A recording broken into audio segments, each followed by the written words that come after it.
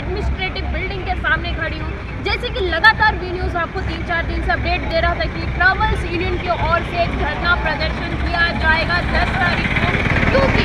उनका जो है इलेक्शन के वक्त उन्होंने जो है अपने ट्रैवल्स की गाड़ी एडमिनिस्ट्रेशन को दी थी और उसके बाद जो है लगातार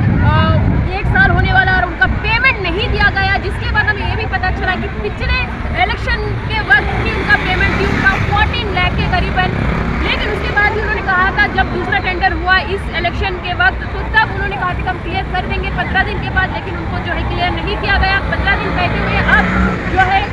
जनवरी आ चुका है, यानी कि दूसरा साल आ चुका है और अभी तक उनका पेमेंट नहीं दिया है। कई सारे लेटर इनकी ओर से दिया गया है, लेकिन उनका कोई जवाब इनकी ओर से नहीं दिया गया है, जिसके बाद आज सुबह से जो है यहाँ पे ट्रैवल्स यूनियन की ओर से धरना प्रदर्शन किया जा रहा है। उसके साथ साथ हम ये भी कह दें इस धरना प्रदर्शन में सिर्फ ट्रैवल्स के मेंबर्स में ही यहाँ एक